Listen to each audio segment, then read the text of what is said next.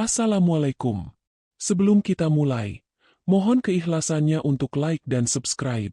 Semoga sahabat semua selalu diberi kesehatan, serta kelancaran dalam setiap urusan. Jangan lupa juga untuk absen di kolom komentar. Tuliskan dari kota mana sahabat mendengarkan. Sekarang, mari kita mulai ceritanya. 3 bulan aku merantau demi keluarga. 3 bulan aku hidup dari alarm subuh, makan seadanya, dan tidur dengan tubuh masih berbau debu kerja. Aku menabung, menghitung lembar demi lembar, menahan diri untuk tidak membeli apapun yang tidak perlu. Semua itu kulakukan karena satu alasan. Rumah. Di kepalaku, rumah adalah tempat aku pulang. Tempat ibu berbaring tapi tetap tersenyum. Tempat suamiku, Arga, menungguku dengan wajah lega karena aku kembali. Aku yakin, meski aku jauh, mereka akan menjaga segalanya.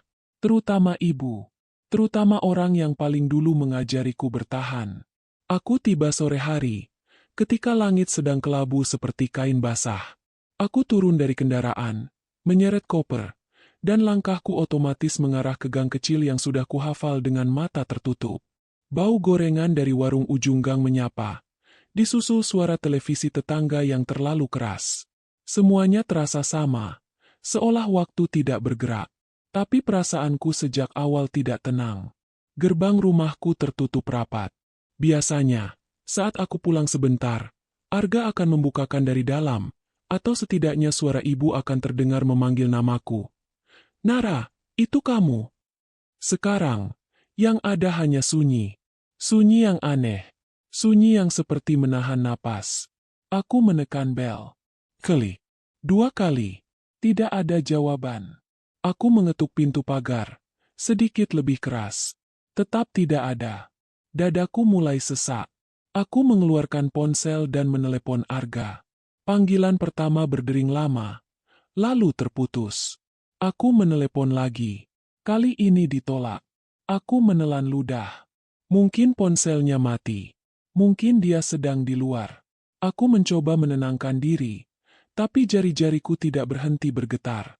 Aku mengeluarkan kunci cadangan dari dompet kecil yang selalu kusimpan rapat. Kunci itu terasa dingin di telapak tangan, seolah baru saja diambil dari es. Aku membuka pagar. Engselnya berdecit pelan. Biasanya ada sandal ibu di dekat pintu. Ada pot kecil bunga yang selalu ia siram setiap pagi. Sekarang, teras rumah kosong. Tidak ada sandal. Tidak ada pot. Bahkan keset pun hilang.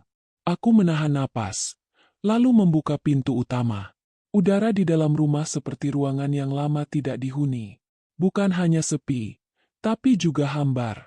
Ruang tamu yang dulu penuh barang, kini nyaris kosong. Sofa hilang. Rak buku tidak ada. Foto pernikahanku yang biasanya tergantung di dinding lenyap seperti tidak pernah ada. Dindingnya bersih, hanya menyisakan bekas paku kecil. Bekas itu seperti titik-titik yang mengejek. Aku berjalan pelan, takut kalau salah satu langkahku akan memecahkan sesuatu. Padahal yang pecah bukan barang. Yang pecah adalah keyakinanku sendiri. Arga. Panggilku. Suaraku terdengar asing di rumah itu. Tidak ada jawaban. Aku berlari ke kamar. Lemari pakaian terbuka dan kosong. Tidak ada baju Arga. Tidak ada kerudungku. Tidak ada selimut. Aku berbalik cepat menuju kamar ibu. Tanganku sudah basah oleh keringat. Pintu kamar ibu tidak terkunci. Aku mendorongnya. Kosong. Ranjang ibu hilang. Lemari kecilnya hilang. Kotak obat yang biasanya ada di atas meja pun tidak ada. Di lantai hanya ada garis debu yang membentuk bayangan tempat ranjang dulu berada. Seperti rumah ini sengaja dibersihkan dari semua jejak. Seolah seseorang ingin menghapus seluruh riwayat hidup kami. Aku menutup mulut dengan tangan. Nafasku pendek-pendek. Kepalaku berdenyut. Aku mencoba berpikir logis. Mungkin ibu dibawa ke rumah sakit. Mungkin mereka pindah karena alasan tertentu. Tapi kenapa tidak ada kabar? Kenapa teleponku ditolak? Aku keluar kamar. Langkahku sempoyongan. Aku menuju dapur. Kulkas tidak ada. Kompor tidak ada. Bahkan galon air pun hilang. Ini bukan pindahan biasa. Ini seperti penjarahan yang rapi, terencana, dan dingin. Aku menatap langit-langit sebentar, berharap ini hanya mimpi yang buruk. Namun rumah ini terlalu nyata untuk disebut mimpi. Sunyinya menempel di kulitku. Di luar, terdengar suara pintu pagar tetangga dibuka. Aku menoleh. Bu Imah, tetangga depan rumah, berdiri di depan pagarnya. Mata perempuan itu memandangku lama. Wajahnya seperti menahan sesuatu yang berat. Nara? Suaranya pelan, hampir seperti takut. Aku melangkah cepat keluar. Bu Imah, ibu saya di mana? Bu Imah menelan ludah. Ia menunduk sebentar, lalu menatapku lagi. Matanya berkaca-kaca. Nah, kamu belum tahu. Kalau saya tahu, saya tidak akan tanya. Suaraku naik tanpa bisa kutahan. Bu Imah mendekat. Tangannya meraih lenganku, menahan, seolah takut aku jatuh. 3 hari lalu, ibumu diusir. Aku merasa dunia berhenti berputar. Diusir? Ulangku, pelan. Seperti kata itu terlalu kejam untuk masuk akal. Bu Imah mengangguk, dan air matanya jatuh. Diusir paksa. Nah, sama Arga, sama Bu Ratna. Nama itu membuat dadaku seperti ditusuk. Aku menatap Bu Imah, memastikan aku tidak salah dengar. Arga? Suami saya. Bu Imah mengangguk lagi. Aku lihat sendiri. Aku dengar sendiri.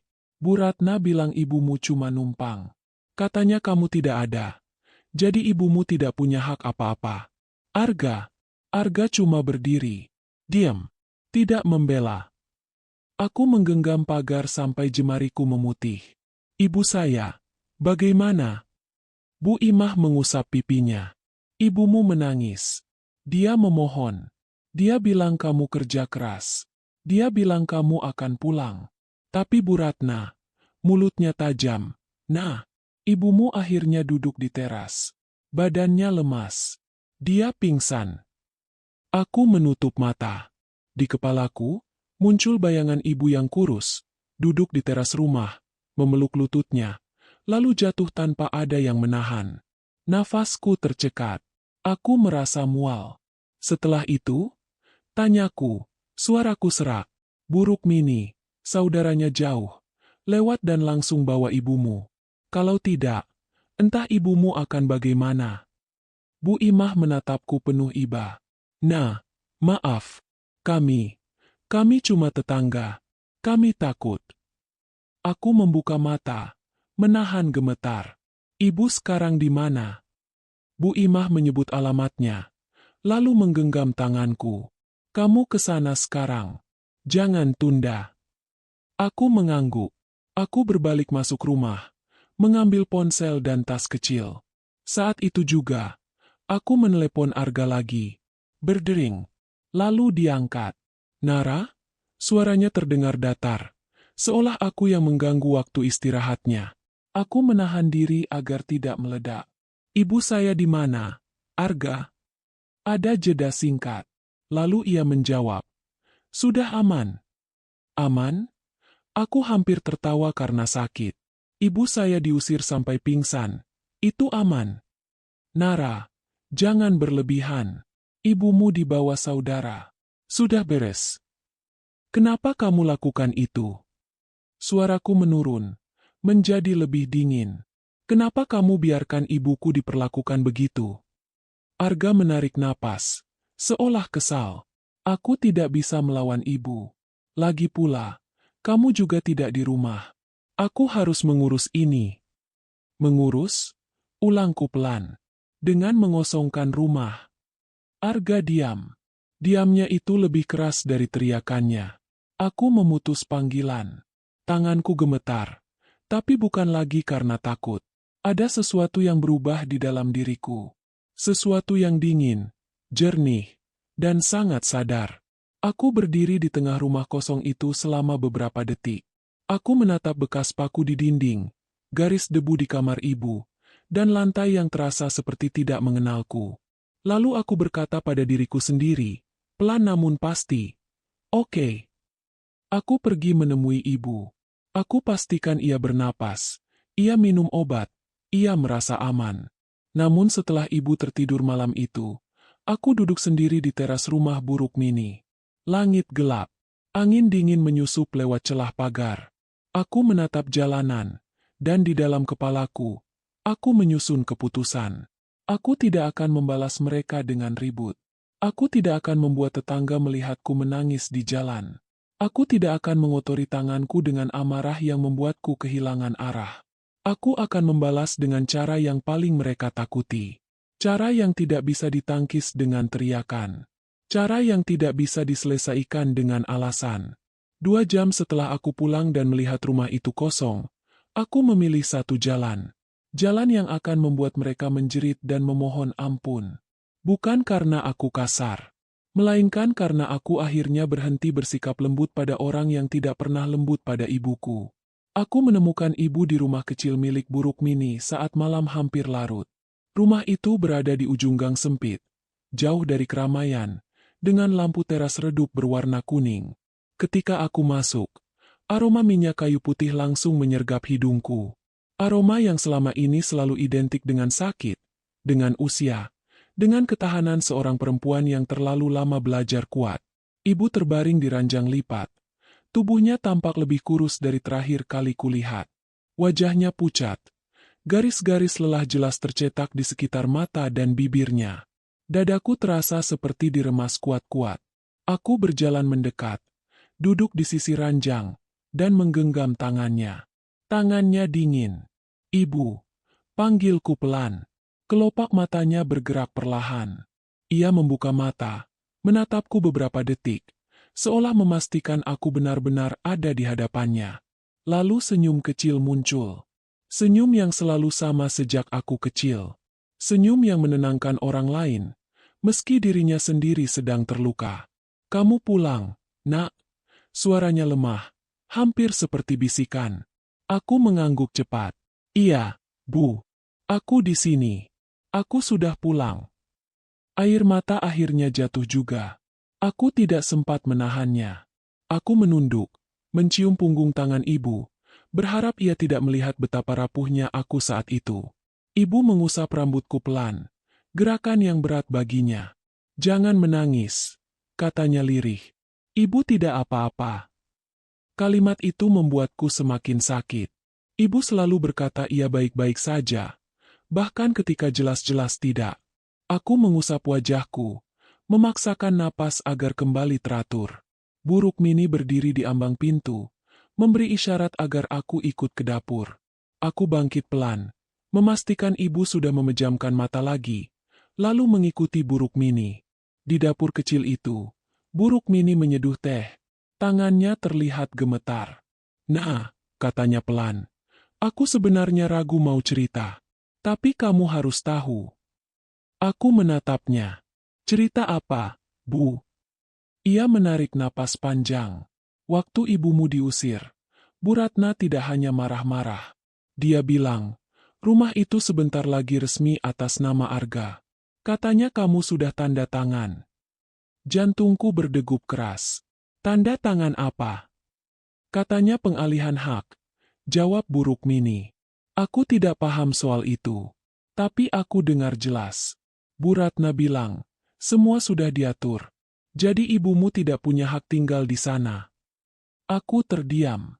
Kepalaku mendadak terasa kosong. Lalu penuh dalam waktu yang sama.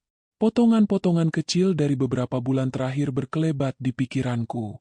Arga yang sering membawa map dokumen. Arga yang meminta fotokopi KTP-ku dengan alasan administrasi. Bu Ratna yang tiba-tiba ramah setiap kali membahas rumah. Bu, kataku pelan. Terima kasih sudah cerita. Ini penting. Buruk Mini mengangguk. Aku cuma tidak mau kamu dibutakan. Ibumu orang baik. Dia tidak pantas diperlakukan seperti itu. Aku kembali ke kamar ibu. Ia masih tertidur. Dadanya naik turun pelan. Aku duduk di lantai, menyandarkan punggung ke dinding, dan menatap wajahnya lama. Dalam tidur pun, alisnya sedikit berkerut, seolah tubuhnya masih mengingat kejadian di teras rumah itu. Malam itu aku tidak tidur. Aku hanya duduk, berpikir, dan menyusun ulang semua kepercayaan yang selama ini kuanggap kokoh. Aku tidak lagi bertanya kenapa Arga tega.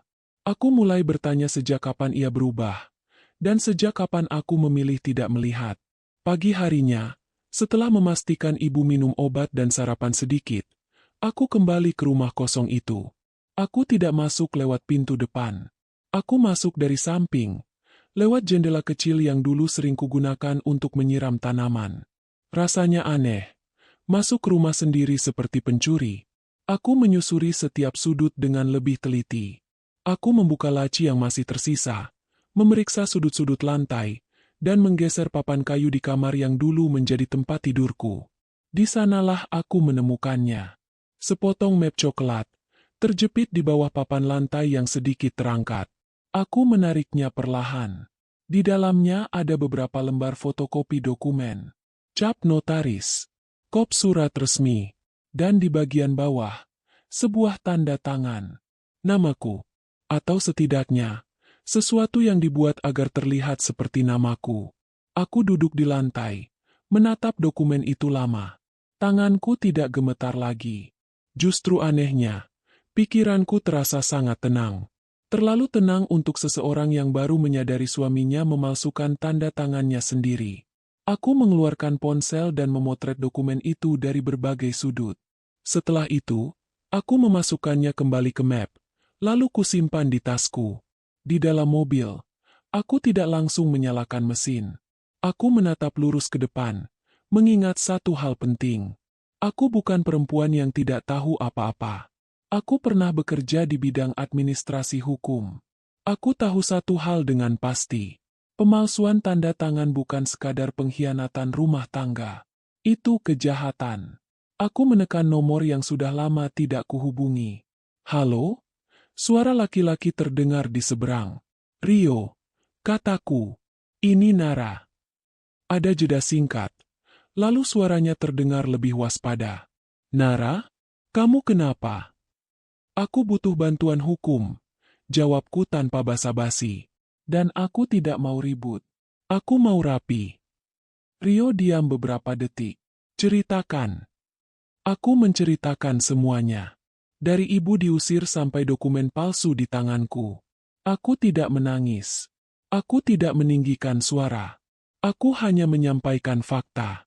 Setelah aku selesai, Rio berkata pelan, "Kalau semua ini benar, mereka ceroboh. Dan itu keuntunganmu." Aku mengangguk, meski ia tidak bisa melihat. Apa langkah pertama? Amankan ibumu dulu, jawabnya.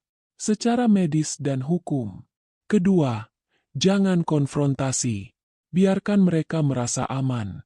Ketiga, kumpulkan saksi. Aku tersenyum tipis. Mereka sudah merasa menang. Bagus, kata Rio. Orang yang merasa menang biasanya paling lengah. Aku menutup telepon dan menyalakan mesin mobil. Dalam perjalanan kembali ke rumah buruk mini, aku melewati rumahku sendiri. Rumah yang kini terasa asing. Untuk pertama kalinya, aku tidak merasa ingin kembali ke sana. Aku sampai di rumah buruk mini menjelang siang. Ibu sedang terjaga, duduk bersandar dengan bantal. Saat melihatku, ia tersenyum. "Kamu dari mana?" tanyanya pelan. "Ada urusan sebentar," jawabku lembut. "Ibu jangan khawatir. Aku di sini." Ibu menatapku lama, seolah ingin mengatakan sesuatu. Lalu ia berkata, "Kalau ada apa-apa, jangan ribut, ya. Ibu tidak mau kamu bermusuhan." Aku menggenggam tangannya. "Ibu tenang saja. Aku tidak akan ribut." Dan itu benar. Aku tidak akan ribut. Aku tidak akan berteriak. Aku tidak akan menampar atau menghancurkan barang. Aku akan melakukan sesuatu yang jauh lebih tenang, jauh lebih elegan, dan jauh lebih menyakitkan bagi mereka yang mengira aku lemah. Karena saat seorang perempuan berhenti menangis dan mulai berpikir, disitulah semuanya berubah. Dan Arga, juga Bu Ratna, belum menyadari satu hal penting. Mereka baru saja membangunkan sisi diriku yang selama ini tidur. Hari-hari berikutnya kulalui dengan ritme yang berbeda. Tidak ada tangisan berlebihan, tidak ada amukan, Tidak ada telepon panjang yang berujung pertengkaran. Yang ada hanya rutinitas sederhana yang kulakukan dengan kesadaran penuh. Pagi hari, aku memastikan ibu minum obat tepat waktu. Siang hari, aku menemani ibu makan, meski seringkali ia hanya menghabiskan beberapa sendok. Malam hari, ketika ibu tertidur, barulah aku membuka ponsel, membaca ulang catatan, dan menyusun langkah. Aku tidak lagi bergerak dengan perasaan. Aku bergerak dengan perhitungan. Rio menepati janjinya. Ia datang ke rumah buruk Mini membawa map hitam dan wajah serius. Kami duduk di ruang tamu kecil, menjaga suara tetap pelan agar ibu tidak terbangun. Kita mulai dari yang paling dasar, katanya sambil membuka map. Saksi. Aku mengangguk. Ada tetangga yang melihat langsung ibu diusir. Bahkan ada yang sempat merekam. Rio menatapku tajam. Itu sangat penting. Kami menyusun daftar nama. Bu Imah, Pak Jaya, dan 2 tetangga lain yang rumahnya berhadapan langsung dengan rumahku. Rio menjelaskan dengan bahasa sederhana, tanpa istilah hukum yang rumit. Ia tahu, yang kubutuhkan bukan teori panjang, melainkan kejelasan langkah. Yang harus kamu ingat, katanya, kamu tidak sedang membalas dendam dengan emosi. Kamu sedang menuntut keadilan. Jadi, semua harus rapi. Aku menyukai kata itu. Rapi.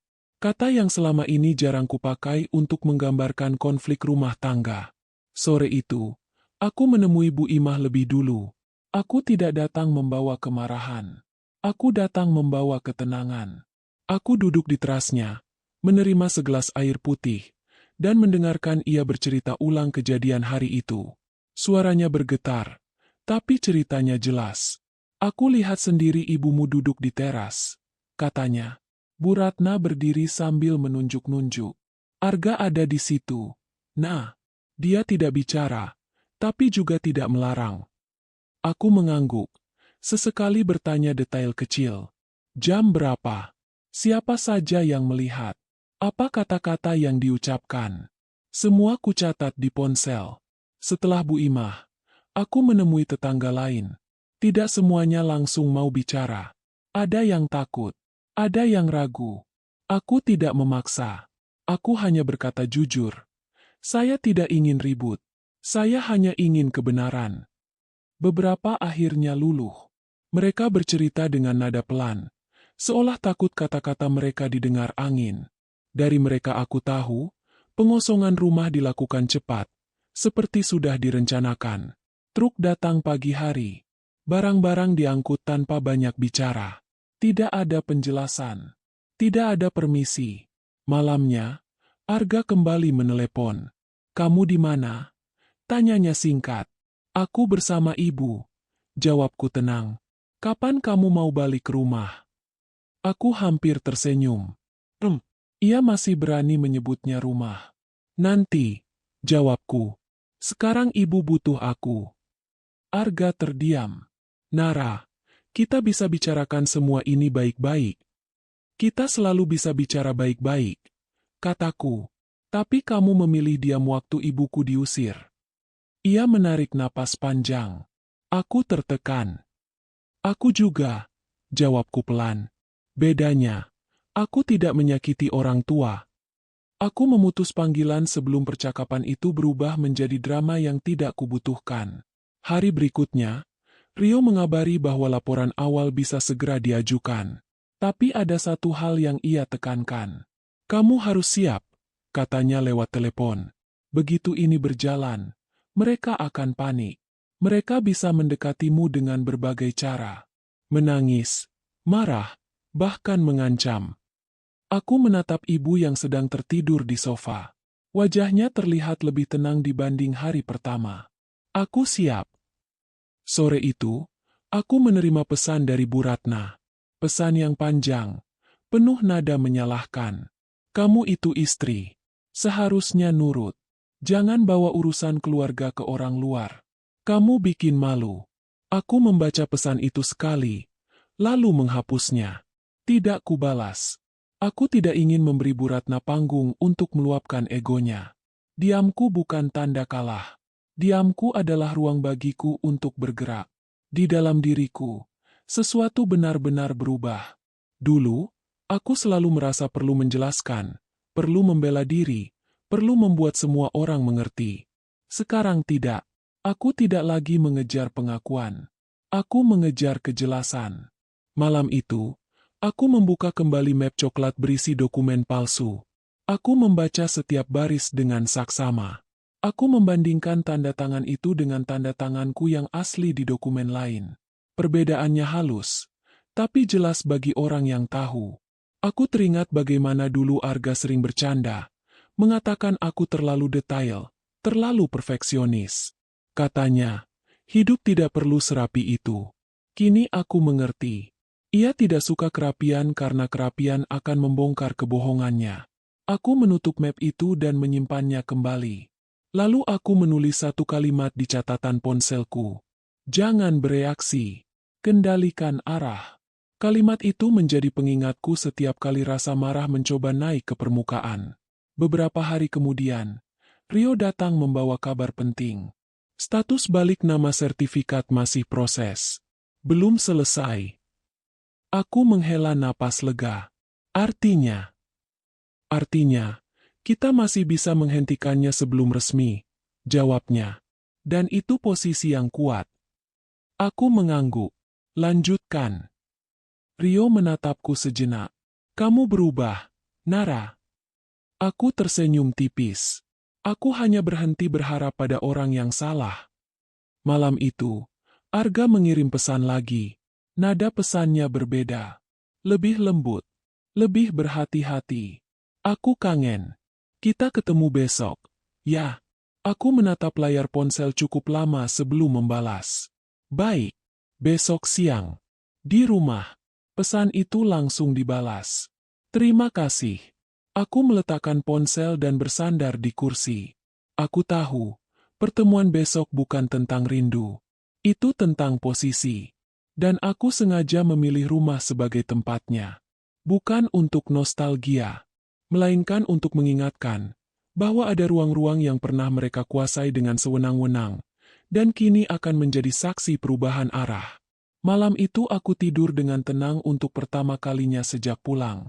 Bukan karena masalah selesai, tetapi karena aku tahu, aku tidak lagi berjalan tanpa arah. Aku sudah berhenti menjadi perempuan yang hanya bertahan. Aku mulai menjadi perempuan yang menghitung. Aku datang ke rumah itu siang hari, tepat seperti yang kujanjikan. Matahari berada di atas kepala. Cahayanya jatuh lurus ke teras rumah yang kini terasa asing. Aku memarkir mobil di depan pagar yang masih sama, tapi perasaanku berbeda. Dulu aku datang sebagai istri. Hari ini, aku datang sebagai seseorang yang ingin melihat kebenaran dari jarak dekat. Pintu sudah terbuka. Arga berdiri di ruang tamu, mengenakan kemeja yang dulu sering ia pakai ke kantor. Bajunya rapi, rambutnya tersisir. Ia terlihat seperti ingin memberi kesan bahwa semuanya masih terkendali. Bu Ratna duduk di kursi plastik, punggungnya tegak, wajahnya dingin seperti biasa. Nara, sapa Arga, suaranya terdengar lega. Aku mengangguk singkat. Tidak ada senyum, tidak ada pelukan. Aku langsung duduk, meletakkan tasku di lantai. Aku sengaja memilih kursi yang berhadapan langsung dengan mereka. Aku ingin melihat wajah mereka saat aku bicara. Kamu sehat? Tanya Arga, mencoba terdengar peduli. Aku sehat, jawabku singkat. Ibu belum. Bu Ratna mendengus pelan. Ibumu itu terlalu manja. Sedikit-sedikit sakit. Aku menatapnya, lalu mengalihkan pandangan ke Arga. Kita ke inti saja. Arga mengangguk, seperti orang yang sudah menyiapkan pidato. Nara, semua ini sebenarnya bisa kita bicarakan. Kamu pergi lama. Aku tertekan. Ibu juga. Rumah ini jadi berantakan. Berantakan karena ibuku. Tanyaku pelan. Arga terdiam. Bu Ratna memotong. Karena kamu tidak ada. Sebagai istri, kamu punya kewajiban. Aku menarik napas, menahan diri agar suaraku tetap stabil. Kewajibanku bekerja supaya rumah ini bisa berdiri. Kewajibanku memastikan cicilan terbayar. Dan kewajibanku menjaga ibuku. Bu Ratna menyipitkan mata. Jangan menggurui. Aku mengangguk kecil. Baik. Lalu jelaskan, kenapa rumah ini dikosongkan tanpa sepengetahuanku. Arga mengusap wajahnya. Aku cuma pindahkan sementara. Supaya tidak ribet. Kemana? Ke gudang. Gudang mana? Arga terdiam lagi. Jawaban yang tertunda itu sendiri sudah cukup menjelaskan banyak hal. Bu Ratna kembali bicara. Nadanya meninggi. Kamu ini terlalu banyak tanya. Rumah ini rumah Arga. Aku menatap Arga lurus-lurus. Benar begitu? Ia tidak langsung menjawab. Nara, kita suami istri. Tidak perlu hitung-hitungan. Aku tersenyum tipis. Justru karena kita suami istri. Aku bertanya, sejak kapan ibuku tidak boleh tinggal di rumah yang aku bayar?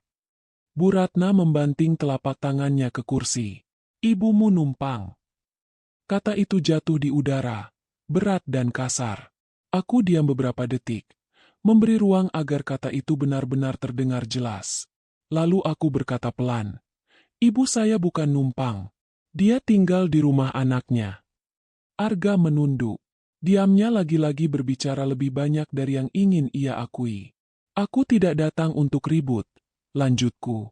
Aku hanya ingin tahu satu hal. Kalian mengusir ibu karena apa? Karena sakitnya? Atau karena aku tidak ada? Bu Ratna tertawa sinis. Karena kami berhak. Aku mengangguk. Baik. Aku berdiri. Arga langsung ikut berdiri. Terlihat panik. Nara. Tunggu, jangan pergi dulu. Ada lagi. Tanyaku, kita bisa cari jalan tengah. Katanya cepat, ibumu bisa tinggal di tempat lain dulu. Nanti kalau sudah membaik. Sudah cukup, potongku. Aku tidak butuh jalan tengah yang selalu membuat ibuku disingkirkan. Aku mengambil tas, bersiap pergi. Bu Ratna menatapku tajam. Kamu mau apa sebenarnya? Kamu mau balas dendam? Aku berhenti melangkah. Aku menoleh, menatapnya dengan tenang. Aku mau keadilan. Kamu pikir kamu bisa melawan kami? Bu Ratna berdiri. Kamu perempuan. Jangan lupa posisi. Aku tersenyum kecil. Saya tidak lupa posisi. Saya hanya tidak lagi mau berada di posisi yang diinjak. Arga terlihat gelisah. Nara. Tolong, jangan buat ini besar. Aku menatapnya lama. Wajah yang dulu kucintai itu kini tampak asing. Kamu yang membuat ini besar. Arga, waktu kamu diam. Aku melangkah keluar tanpa menunggu jawaban. Di luar, udara terasa lebih ringan. Seolah aku baru saja keluar dari ruangan yang terlalu lama menekan dadaku. Di mobil, aku mengirim pesan singkat pada Rio. Pertemuan selesai.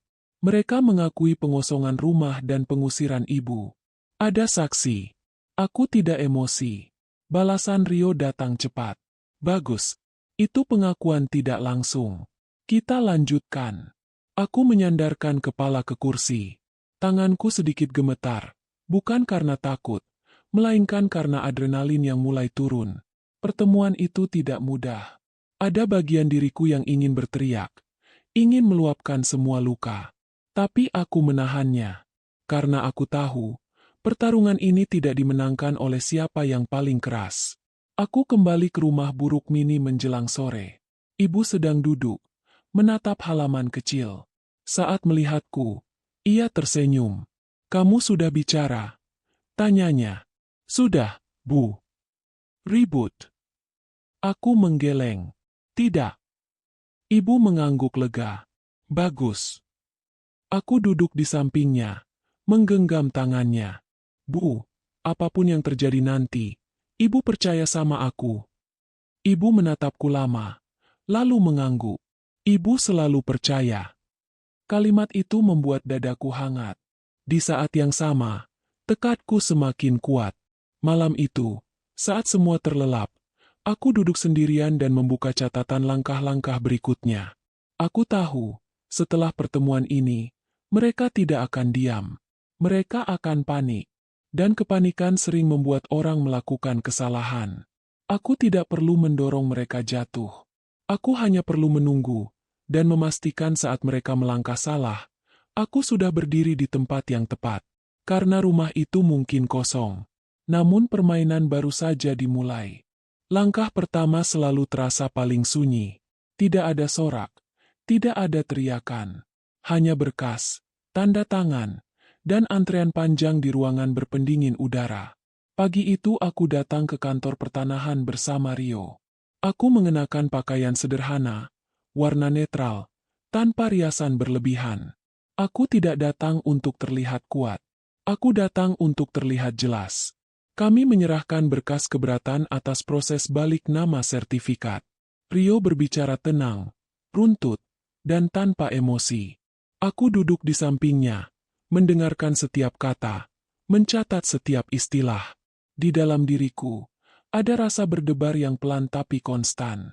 Bukan karena takut, melainkan karena aku tahu, begitu ini berjalan, tidak ada jalan kembali. Proses akan kami hentikan sementara, kata petugas itu akhirnya. Perlu pemeriksaan lanjutan. Aku mengangguk. Satu langkah kecil, tapi langkah itu cukup untuk mengubah arah. Sore harinya, ponselku bergetar. Nama Arga muncul di layar.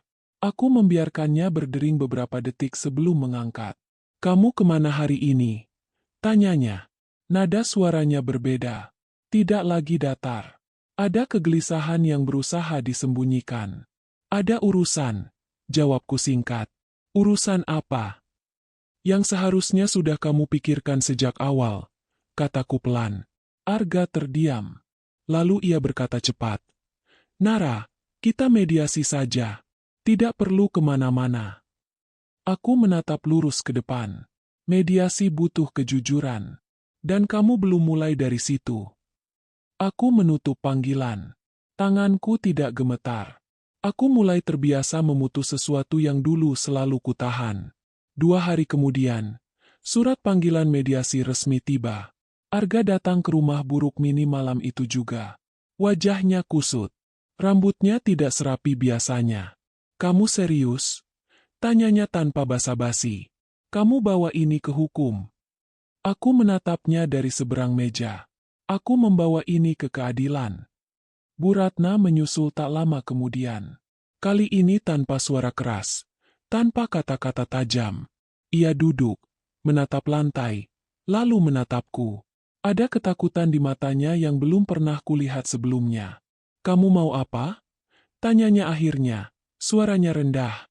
Aku menghela napas. Aku mau hakku dikembalikan. Dan aku mau ibu dipulihkan martabatnya. Bu Ratna tertawa kecil, getir. "Martabat?" "Iya," jawabku. "Martabat seorang ibu yang diusir saat sakit." Arga mencoba mendekat. "Nara, aku salah. Aku hilaf. Aku tertekan." "Kamu tidak hilaf," kataku pelan. "Kamu memilih diam." Kata-kata itu membuatnya terdiam. Ia menunduk, seperti baru menyadari sesuatu yang selama ini ia hindari. Hari mediasi tiba. Ruangan itu tidak besar, tapi terasa penuh. Ada petugas, ada Rio, ada aku, ada Arga, dan Bu Ratna. Udara di dalamnya terasa tegang. Setiap orang membawa versinya sendiri tentang kebenaran. Arga berbicara lebih dulu. Ia menjelaskan dengan suara bergetar. Tentang tekanan, tentang niat baik yang salah jalan, tentang keinginannya menjaga rumah tangga. Kata-katanya terdengar rapi, hampir meyakinkan, jika tidak diiringi fakta. Ketika giliranku tiba, aku tidak berdiri. Aku duduk tegak dan berbicara pelan. "Saya pergi bekerja demi keluarga," kataku. "Saat saya kembali, rumah kosong dan ibu saya diusir. Tidak ada izin, tidak ada pemberitahuan. Lalu saya menemukan dokumen dengan tanda tangan palsu." Ruangan itu hening. Bu Ratna mengangkat kepala. "Kami tidak memalsukan apapun." Rio mencondongkan badan sedikit. "Kami sudah ajukan uji tanda tangan." Petugas mediasi mencatat. Wajahnya serius. Bu Ratna kehilangan kendali. Kamu ini perempuan. Harusnya nurut. Jangan buka aib keluarga. Kalimat itu meluncur begitu saja, tanpa saring. Dan justru disitulah segalanya berubah. Petugas mengangkat kepala, menatap Bu Ratna tajam. Arga memejamkan mata. Ia tahu, ibunya baru saja memperburuk keadaan. Aku tidak membalas. Aku hanya diam. Karena diamku kali ini bukan karena takut. Diamku adalah ruang bagi kata-kata mereka sendiri untuk menjatuhkan mereka. Mediasi berakhir tanpa kesepakatan. Proses berlanjut. Di luar gedung, Arga mengejarku. Nara, tolong. Aku bisa kehilangan segalanya. Aku berhenti melangkah. Menatapnya. Kamu sudah kehilangan segalanya saat memilih tidak melindungi ibu. Air mata menggenang di matanya. Aku menyesal. Aku tahu, jawabku. Tapi penyesalan tidak selalu datang tepat waktu. Beberapa hari kemudian, hasil uji awal keluar. Tanda tangan itu dinyatakan tidak identik dengan tanda tangan asliku. Proses hukum resmi dimulai. Nama Arga tercatat. Bu Ratna ikut dipanggil sebagai pihak terkait. Lingkungan mulai berbisik. Tetangga mulai bertanya. Bu Ratna yang dulu lantang kini jarang keluar rumah. Arga mengambil cuti panjang. Wajahnya terlihat semakin pucat setiap kali aku melihatnya. Ibu mengetahui sedikit demi sedikit. Aku tidak menceritakan semuanya. Aku hanya berkata, ibu tidak salah. Dan sekarang, ibu tidak sendirian. Ibu menggenggam tanganku. Ibu tidak mau kamu hancur karena ini. Aku tersenyum. Aku tidak hancur, Bu. Aku justru berdiri. Malam itu, aku menutup hari dengan satu kesadaran yang pelan namun pasti. Aku tidak sedang menghancurkan rumah tangga. Rumah tangga itu sudah runtuh jauh sebelum aku pulang. Aku hanya membersihkan puing-puingnya, satu persatu, dengan tangan yang tidak lagi gemetar. Dan di balik semua itu, aku tahu, ini belum puncak. Topeng mereka sudah retak. Sebentar lagi, topeng itu akan jatuh sepenuhnya. Pagi itu hujan turun tipis, seperti sengaja menahan diri agar tidak terlalu ramai.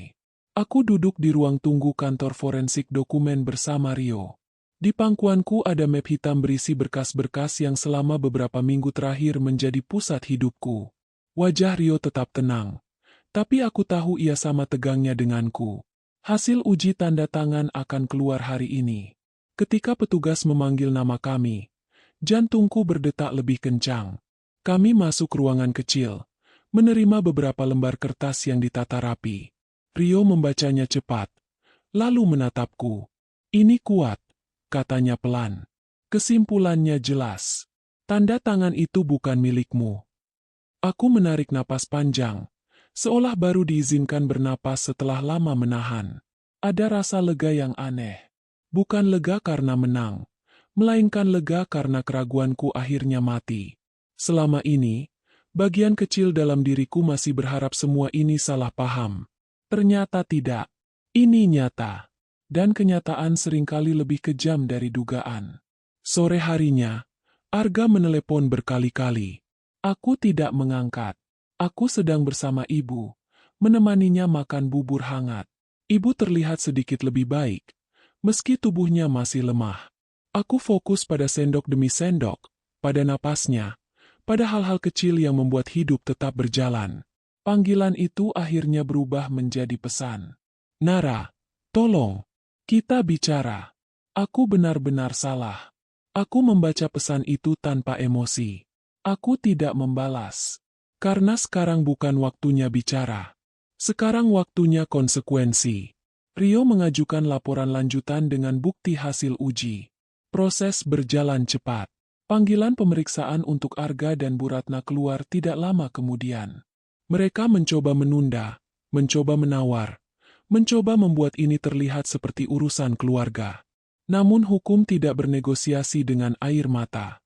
Malam itu, Arga datang ke rumah Bu Rukmini tanpa janji. Ia mengetuk pintu berkali-kali. Suaranya pecah.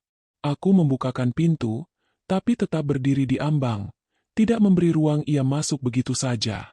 Nara, katanya. Matanya merah. Aku mohon. Tolong. Di belakangnya, Bu Ratna muncul, mengenakan kerudung dan wajah yang terlihat lebih tua dari biasanya. Tidak ada lagi kesombongan yang dulu memenuhi setiap geraknya. Yang ada hanya ketakutan. Kamu mau membunuh Arga? Bu Ratna bertanya dengan suara gemetar, tapi masih mencoba terdengar tegas. Aku menatapnya tenang. Saya tidak membunuh siapapun, Bu. Saya hanya tidak lagi melindungi orang yang menyerang. Arga menunduk. Aku bodoh. Aku ikut kata ibu. Aku pikir kamu tidak akan berani. Aku mengangguk kecil. Iya. Kamu pikir aku lemah. Bu Ratna mendekat setengah langkah. Kamu mau apa supaya ini berhenti? Aku menatap mereka bergantian, lalu berkata pelan, jelas, tanpa nada tinggi. Kembalikan semua barang yang kalian pindahkan. Dan minta maaf kepada ibu saya. Bukan lewat pesan. Bukan lewat saya. Tapi langsung. Dengan sikap yang benar. Arga mengangguk cepat. Aku akan kembalikan. Aku akan lakukan apapun. Bu Ratna menggeleng. Minta maaf itu. Memalukan. Aku tersenyum tipis. Ibu saya lebih malu waktu diusir dari rumahnya sendiri. Kalimat itu membuat Bu Ratna menutup mulutnya. Matanya berkedip-kedip, seolah mencari kata yang bisa menyelamatkannya. Tapi kali ini, tidak ada kata yang cukup. Keesokan harinya, truk kecil datang lagi ke rumah. Kali ini bukan untuk mengosongkan, melainkan untuk mengembalikan. Aku berdiri di depan pagar, menyaksikan satu persatu barang diturunkan. Sofa yang dulu hilang, rak buku, lemari kecil ibu, selimutnya, kotak obatnya, bahkan foto pernikahan yang sempat lenyap, kembali dengan bingkai sedikit retak. Aku tidak merasa senang. Aku hanya merasa muak. Karena ternyata, selama ini semua bisa dilakukan dengan cepat. Mereka bisa mengosongkan rumah cepat. Mereka bisa mengembalikan cepat. Yang tidak pernah mereka punya hanyalah hati. Sore itu, aku mengajak ibu kembali ke rumah. Bukan untuk tinggal, hanya untuk satu hal. Aku ingin ibu melihat sendiri, bahwa ia tidak lagi diusir. Bahwa ia tidak lagi harus memohon di teras. Ibu berjalan pelan dengan bantuan tongkat. Saat ia menjejakkan kaki di teras, matanya berkaca-kaca. Ia menatap pintu, menatap ruang tamu, menatap sudut-sudut yang pernah ia rawat. Aku menggenggam tangannya lebih erat. Bu, kalau capek kita duduk, kataku. Ibu mengangguk. Tapi ia tidak duduk. Ia justru berdiri tegak, memandangi rumah itu dengan napas berat, seolah sedang menguatkan diri. Arga dan Bu Ratna datang beberapa menit kemudian. Arga berjalan lebih dulu. Wajahnya menunduk. Bu Ratna mengikuti. Langkahnya ragu-ragu. Tetangga mulai keluar, memperhatikan dari kejauhan. Aku tidak memanggil mereka, tapi kabar cepat menyebar. Orang selalu penasaran pada drama. Kali ini, biar mereka melihat kebenaran. Arga berdiri di depan ibu. Tangannya bergetar. Bu, saya minta maaf, katanya. Suaranya serak. Saya salah. Saya tidak seharusnya membiarkan itu terjadi.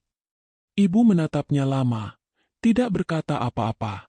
Bu Ratna maju setengah langkah. Wajahnya tegang. Mulutnya seperti berat untuk bergerak. Ia melirik tetangga, lalu melirik ibu. Akhirnya, ia berkata dengan suara pelan, nyaris tidak terdengar. Maaf. Satu kata. Tapi bagiku, itu bukan soal panjangnya. Itu soal dipaksanya ego yang selama ini tinggi untuk menunduk, meski hanya sedikit. Namun balas dendam eleganku bukan berhenti di sana. Aku tidak puas dengan permintaan maaf yang setengah hati. Aku juga tidak puas dengan barang yang kembali. Aku ingin pelajaran. Aku ingin garis tegas. Rio menatapku dari samping. Ia tahu apa yang kupikirkan. Kami tetap melanjutkan proses hukum. Aku tidak mencabut laporan. Aku tidak menerima damai, yang hanya berarti aku harus mengalah demi menjaga nama baik orang yang sudah mencemari namaku lebih dulu. Arga mulai benar-benar jatuh. Pekerjaannya terganggu. Lingkungannya berubah. Ia tidak lagi dipandang sebagai suami baik. Ia menjadi laki-laki yang memalsukan tanda tangan istrinya dan mengusir ibu sakit. Bu Ratna pun mulai merasakan dinginnya tatapan orang-orang yang dulu ia kendalikan dengan omongan. Aku tidak perlu menyebarkan cerita. Aku tidak perlu berteriak di media sosial. Aku hanya membiarkan fakta berjalan, dan fakta itu sendiri sudah cukup. Malamnya, saat ibu kembali beristirahat di rumah buruk Mini, aku duduk sendirian di teras. Angin membawa aroma hujan. Aku memejamkan mata, mengingat semua langkah yang kulalui. Aku tidak menjatuhkan mereka dengan tangan. Aku tidak mengotori diriku dengan balas dendam murahan. Aku hanya berhenti menjadi alas kaki untuk ego mereka. Dan saat aku berhenti menahan, mereka jatuh oleh beban mereka sendiri. Namun aku juga tahu, ini belum akhir. Karena ada satu hal yang masih kusembunyikan. Satu hal yang sejak malam pertama aku pulang sudah kusimpan rapat. Menunggu waktu yang tepat. Waktu ketika mereka merasa sudah kehilangan segalanya. Baru kemudian mereka akan tahu, mereka bahkan tidak pernah benar-benar memiliki apapun. Hari sidang itu datang dengan udara yang panas dan langit yang pucat. Aku tiba lebih awal bersama Rio, membawa map hitam yang sama, tapi dengan isi yang jauh lebih lengkap. Di luar gedung, orang-orang berlalu lalang dengan wajah terburu-buru. Tidak ada yang peduli pada kisahku, kecuali mereka yang terlibat di dalamnya. Namun bagiku, hari itu bukan sekadar agenda hukum. Hari itu adalah garis akhir untuk sesuatu yang sudah lama menggerogoti hidupku. Arga datang menyusul. Ia terlihat lebih kurus, bahunya jatuh, langkahnya tidak lagi mantap. Bu Ratna berjalan di belakangnya. Kali ini tanpa aura pemilik dunia. Wajahnya tegang. Pandangannya menyapu sekitar seperti mencari celah untuk melarikan diri. Ketika mata kami bertemu, Bu Ratna cepat-cepat menunduk. Di ruang sidang, suara palu terdengar tegas. Rio berbicara mewakili aku, menata fakta seperti menata batu bata. Saksi, bukti pengosongan rumah, bukti pengusiran, hasil uji tanda tangan.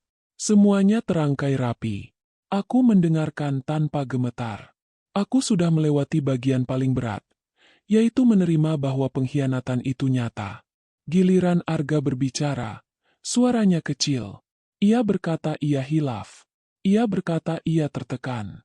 Ia berkata ia tidak berniat jahat. Ia berkata, ia hanya ingin mengamankan rumah. Aku menatapnya, dan dalam hati aku bertanya, sejak kapan mengamankan berarti menyingkirkan orang tua yang sakit? Hakim bertanya beberapa hal, lalu meminta dokumen tambahan. Disitulah Rio menoleh padaku, memberi isyarat kecil. Waktunya sudah tepat. Aku berdiri. Langkahku tenang, meski jantungku berdetak cepat. Aku menyerahkan satu amplop coklat pada petugas, lalu kembali duduk. Arga menatap amplop itu seolah melihat sesuatu yang tidak ia kenal. Dokumen apa itu?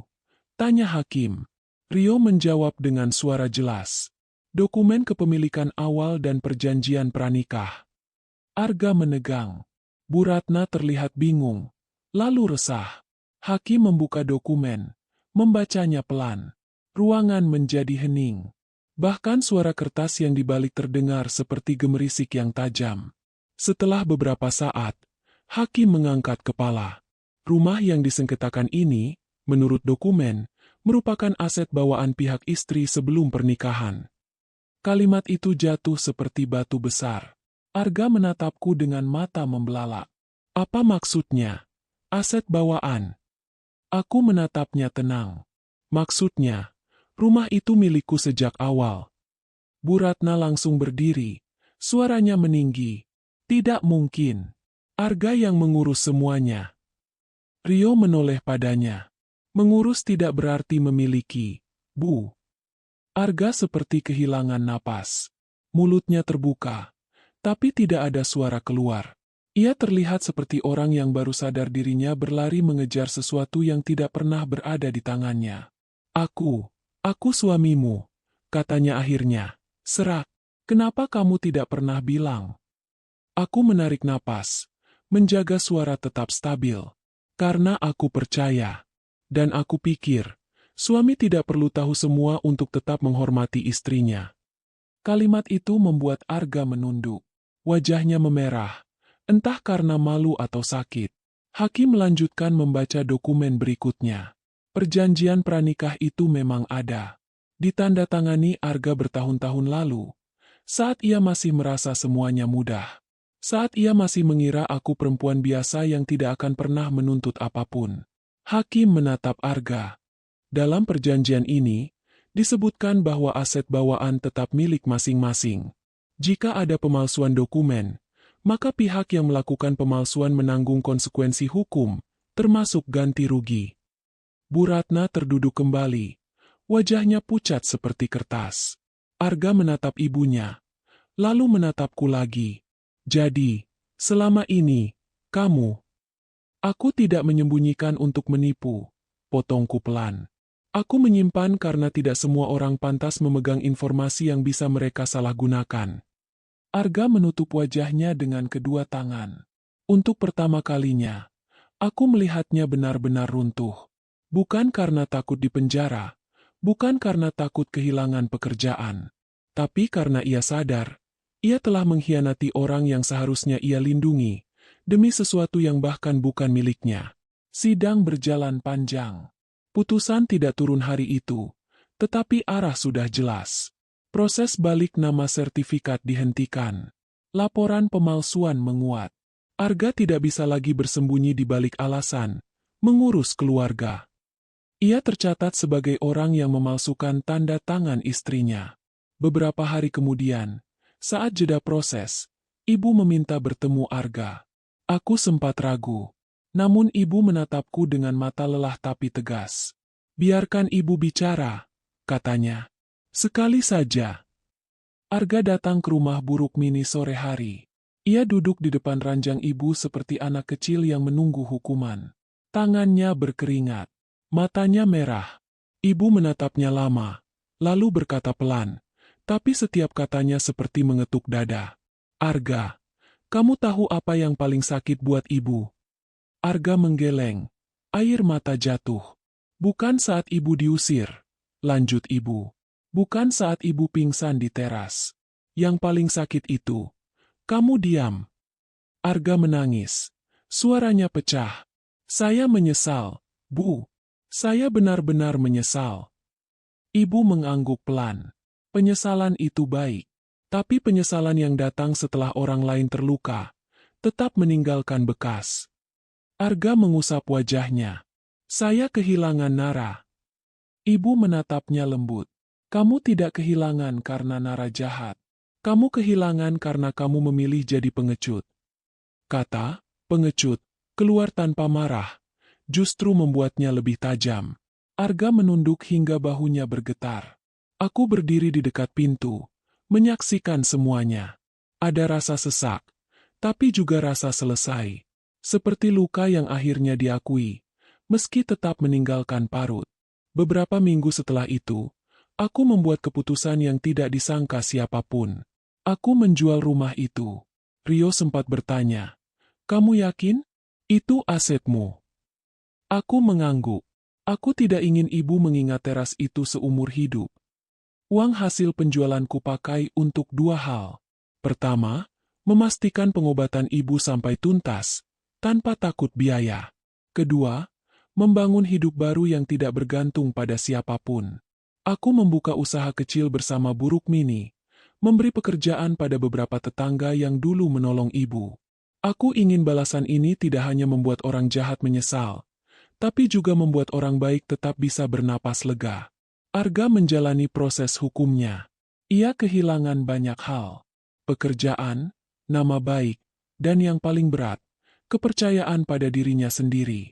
Bu Ratna kehilangan sesuatu yang lebih sederhana tapi lebih menyakitkan. Ia kehilangan kendali. Orang-orang tidak lagi menunduk saat ia lewat. Mereka hanya menatap, lalu berbisik pelan, seperti mengingatkan bahwa mulut tajam pun punya batas. Suatu sore, Arga mengirim pesan terakhir. Nara, aku tidak minta kamu kembali. Aku cuma mau kamu tahu, aku benar-benar menyesal. Aku salah menilai kamu, salah menilai ibumu, salah menilai hidup. Aku membaca pesan itu lama. Lalu aku membalas satu kalimat. Penyesalanmu tidak mengubah masa lalu. Tapi semoga mengubah caramu hidup setelah ini. Aku meletakkan ponsel. Aku menatap ibu yang sedang duduk di teras rumah baru kami. Teras itu kecil, tapi bersih. Ada pot bunga. Ada keset. Ada teh hangat di meja. Ibu tersenyum padaku. Dan untuk pertama kalinya sejak semua ini dimulai, senyum itu tidak dibebani takut. Di dalam hatiku, aku sadar, balas dendam paling elegan bukan membuat mereka berdarah.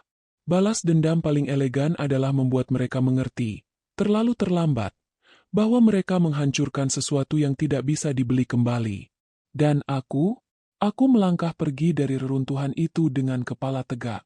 Bukan karena aku menang atas mereka, melainkan karena aku akhirnya menang atas rasa takutku sendiri.